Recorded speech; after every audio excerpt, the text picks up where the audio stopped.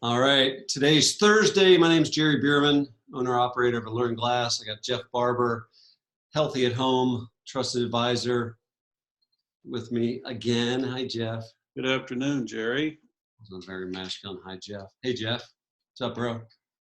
Hey, All right, so I got Carabella's Coffees. I'll do better on that. Proud sponsor of Alluring Glass and today's webinar. So what you and I were talking about, Jeff, is basically structure integrity for the door. So configurations where the door needs to be supported. I cannot, in either of these applications, I can't fasten the door to the wall with studs, in the wall into studs. So we're either counting on two things to support the weight of the door, the structure integrity of the door, either top and bottom pivot hinge that we see in the left picture or glass to glass on the right picture. So I do want to talk about the tiled space as well, but maybe let's start today talking about structure integrity of the glass and why clients might want one versus the other. And with your 10 or 12 years worth of experience, what says you, Jeff Barber? well, it's interesting because a lot of times when I go into something like this, I'm, half the time I know exactly what they want, half the time I don't, because it's just sometimes the contractor doesn't understand exactly what they want, so he has me come in to help them understand what they can get. So I go into it with full knowledge of the space, but perhaps not the application that they desire. And so my goal is to give them the facts, only the facts.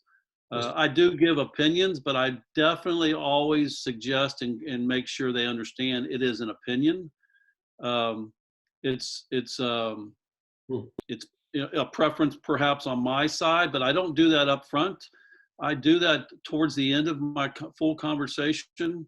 And a lot of times the homeowner will say, well, Jeff, if this was yours, what would you do? And then that's when I kind of have an invitation to fully share what I would do. I never want to mislead or guide somebody in a direction that they don't want to go, but I will give them the goods, the understanding, the facts about each application. But I will say this, when I start out, one of the most popular or most used comments that a homeowner will tell me, if it's coming from a total, just to start from ground zero, they'll go, I'm not sure what I want. I just don't want a header. And the header is that bar, Jerry. I don't know if you can, if you have your cursor, if you can point that out, but the header is that bar at the top on the left. Now the header, that's a header bar. And that literally, if you do the OK sign with your finger like that, that header will literally fit in that hole. That's how thin it is, but it's structurally sound. But I will say most people do not want that header. They just don't like it. They don't think it's frameless. And I'm not going to argue that fact, but at Alluring Glass, we believe and we refer to it as frameless application with a header. The header is necessary in that application because you have to hinge the door somewhere. So when they say that, I go and give them the understanding of what we can do without a header, and that's the picture on the right. And as you see, there are glass clamps on both sides. There's 4 clamps on the left and 4 clamps on the right on those pony walls. And in this application, we call it it's frameless glass to glass. In other words, it's you see the top hinge on the left, on the right picture, but the top left of the door, that's a hinge in the door, and then the bottom hinge is into that pony wall. That in itself gives it some structural integrity, but in order for that door is at least 80 to, it's anywhere, depending on the width of the curb and the height, it's going to be anywhere between 80 and 100 pounds, that door is. So you have to have structural integrity to swing that door. So when they don't want a header, that's going to be the application there that we're going to do, is a glass to glass hinge at the top a glass to wall hinge at the bottom, and then that panel supported with those 4 clips. I'm going to say, actually, there's 4 clips there. I'm going to say you do not absolutely have to have 4 clips, 4 glass clamps clips on that. For this particular unit, they chose that.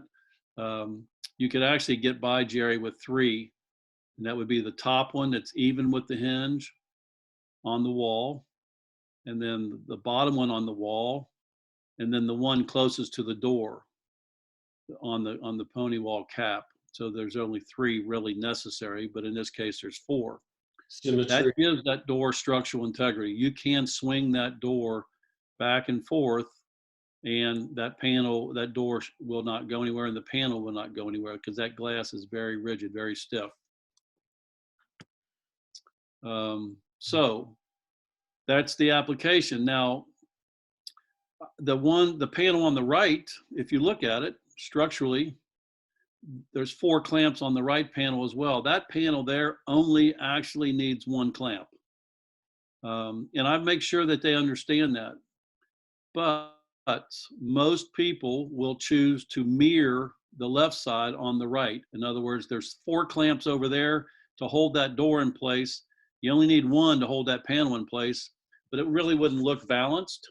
So you're going to add those clamps on the right just to make the whole unit balance. And I will be telling you that adding those 3 extra clamps on the right is going to cost, I'm going to say, between $150 to $200 perhaps, adds to the cost of that. And that includes the cutouts in the glass and the clamps and the labor. That's an extra amount of money just for aesthetics. It has nothing to do with structural integrity, but most people will do that because it will look out of balance. And that's a great application. The only thing that some of the other facts that I'll tell them, Jerry, is when that door is in line like it is right there, there's not a lot of stress on it.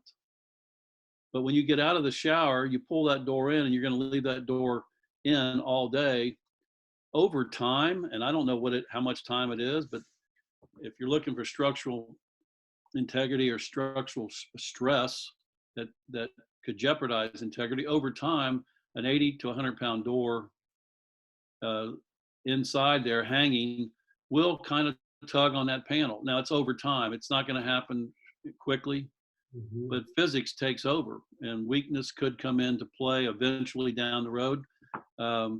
Typically, it doesn't. You can't hardly tell, but it will take its toll over time.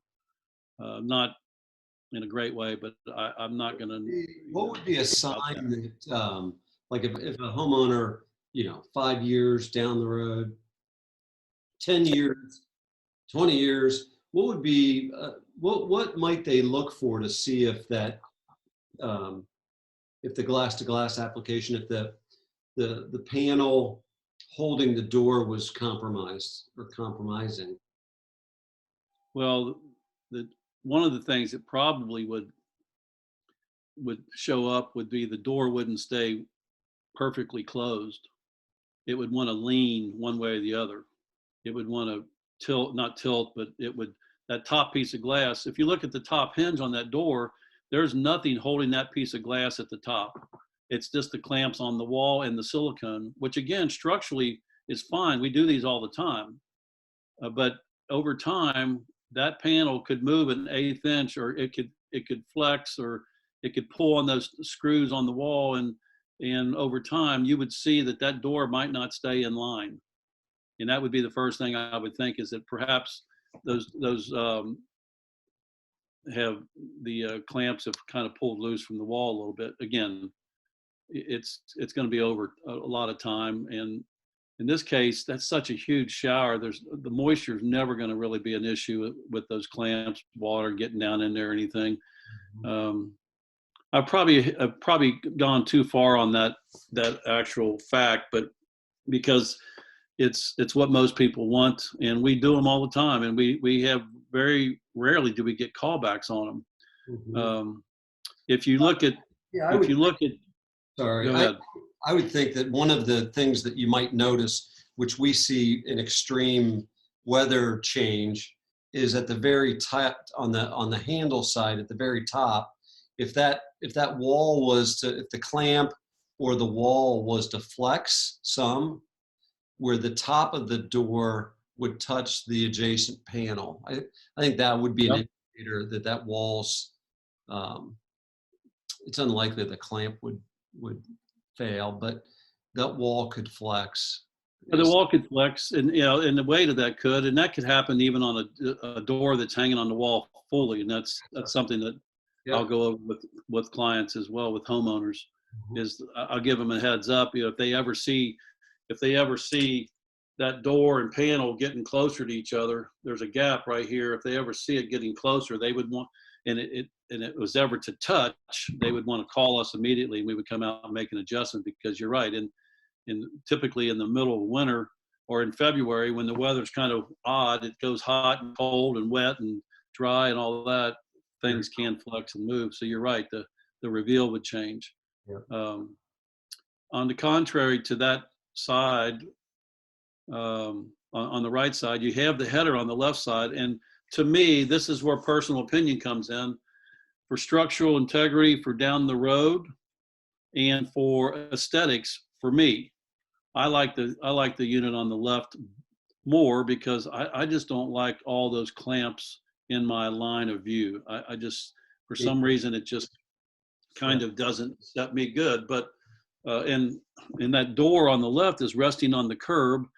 Gravity keeps it there. I mean, it's sitting there. The curb, as long as the curb is strong, the header keeps it in line. Typically, we rarely have any issues with movement or getting out of whack at all. And all you have there is a header, 2 hinges, and a handle. Of course, in that case, it's a towel bar handle. But you can see right there the comparison, and I'll show people those pictures side by side. And I will say most people will choose the ones on the right, which is fine.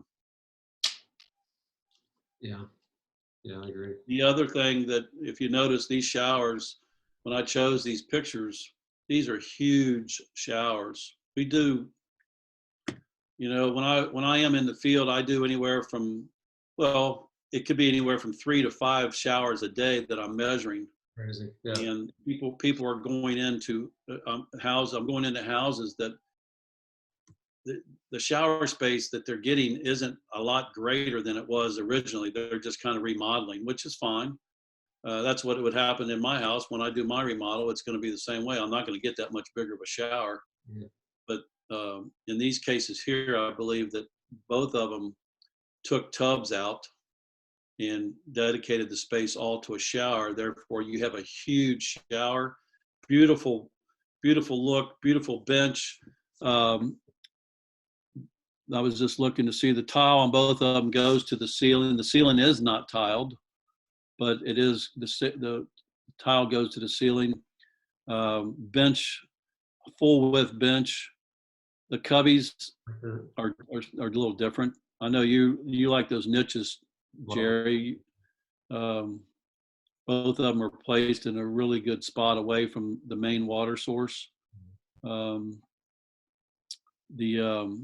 So neither one of these showers should ever have a water problem at all, any type of water issue. Just looking to see, they both have the decorative tile, just about the same height. I know, it looks very similar. Yeah, it is interesting. Having a window in the shower, I think, is pretty neat. That's a huge window. A lot of times you just see a window that's a little bit higher. Yeah. But that's awesome. The towel bar pull combo on the left is getting more and more popular. Again, if you hang a towel on that, I remember, Jerry, you once upon a time you called yourself a glass snob because you like to see clear glass. Yeah. Hanging towels on it, it kind of, it's like, it kind of clutters it look, but that's very practical, very functional. In that case, the towel bar on the outside is the handle, and the handle on the inside is vertical. You can see it there. That's a good sized door, good sized towel bar. Yeah, What again, else, Jerry? Let's I see. would negotiate. I'd be negotiating with my wife to say, is the height of can you just put the towel? We hang your towel over here against the wall, and when you go to the shower, can you just put it in the handle, and then take it with you? And Yep. so I am a glass snob. So I just want to see. I don't want any obstructed view of the investment I've made in the tile or the decorative elements personally. Right. And I would say, if I measured 20 showers a week, one, maybe two at the most Yeah. would request one of those. And it's typically because they don't have wall. It's a smaller bathroom and they don't have a wall to put a towel bar on. So they do that. Just looking there, just so those who perhaps see this, that card hanging there on the right door is again our care card that our installers, our techs leave on each application, and it has our phone number on it, and it has suggestions and ways of keeping the glass clean. It and if you follow those, your glass will stay pristine for years to come. Did you It's say? when Yeah. Did you say you did measure? Do you remember these showers? I'm thinking that I measured the one on the left, but I don't think I did the one on the right. I can't tell on the one on the right if it's got like a pebbled floor or not. Um, I can't. Yeah, I can't either. The one on the, yeah, I don't know either one of them really. If you look at it, it looks like the bench is is the same material on the one on the right. That doesn't look pebbled, but that's an interesting. There's a lot of more people doing that as well, where it's rocks. It's actually rock, smooth. Yeah, they say it's therapeutic on your feet. Oh, no. But I was saying these are huge showers, big showers, nice big space. Gosh, I'm envious. Yeah, yeah, yeah. It's a great use of the space. Again, on the half walls or pony walls, I don't know if there's niches in there. I love it when they do. I think it's such a great use of the space. Yep. And even, the other thing, Jeff, as I'm looking at these, the amount of detail these tile guys have put in the niches, like the decoration, like on the left side and the right side, the mosaic carries through or encompasses the niche. And Yep. what's interesting to me about that is the amount of extra work, maybe extra material. It looks great. And then you throw, I don't even know brands of shampoo, Johnson and Johnson or whatever. You take a couple bottles of shampoo and put it in there, and it's like, Yeah. that's why I love if you can put the niches inside those pony walls where you don't even see the personal care items. But again, I'm a glass snob and I hate to see clutter. Yep. Anyway, what else? Anything else about these? I love the natural light on the left, and I noticed they only have one overhead light, and on the right side, they obviously have adequate lighting and they've got at least two. Yeah, that's a great point. When I go into homes and and again, I have to be very cautious on what I say because I can go into space and all of a sudden start critiquing it, and that's not my job. That's not my position. But it is awesome to see the light in there because those spaces probably the one on the left probably had one single light in there to begin with, perhaps over a tub or something. Yeah. But the one on the right is definitely bright, and I go into some showers, some bathrooms that it's a total new shower, and there are no lights in the shower at all, which again isn't terrible, but it's not a bright environment. And especially if you previously had a shower curtain, it's going to be very dark in your shower. Now that you're putting clear glass, it does brighten it up. But yeah, take advantage of the opportunity to put lights in there is what that's a great point. More light, the better. It's funny we're talking about this. We'll do an episode on like just splash panels, and a couple things that I think about space like this. plenty of lighting, good pitch on the curb, good water pressure, good heat or heated floors. My wife and I got heated floors, and it's almost like the cars now. I don't know if any of your cars have heated seats or heated steering wheels. Once you get heated seats, you're thinking, how in the world did I live without heated seats? Well, Yep. I've talked to people about heated floors, and they're like, I don't think so. I'm like, dude, once you get heated floors, you'll never have a bathroom without heated Yeah. floors. So Yeah. good lighting, heated floors, plenty of hot water, good pitch on the curb. I mean, the aesthetic qualities are enhanced by lighting and et cetera. So Right. And I think that's why it's important and you said it yesterday in our time together, that you wished that you could, that everybody would call and give us an opportunity to give them some tips, because a lot of times they just kind of do what they think. yeah, And we're involved in the environment. We're in the environment all the time, and we're not that we know it all, but we have a lot of information we can share. And it's a lot of times it's easier to get that point across. for sure. Well, it's better to get that point across prior to construction than after construction. So there's things Well, that. and I know you've offered for people, they can reach out to you directly for no charge, and they could send you a picture of their shower like this, and you could walk them through everything that you've 10 years, 12 years, do the math, 3 to 5 showers a day. I mean, you've seen thousands of showers, and so you've got experience, you've got wisdom, you got a lot of gray hair, and you got a lot of wisdom. Yeah. And it's a free resource. I don't do much advisory work anymore besides like this with you, but I remember being on the phone with clients and saying to them, hey, I'm going to give you like the advice that we've learned over the years, regardless if you buy the glass from me or another company in Cincinnati.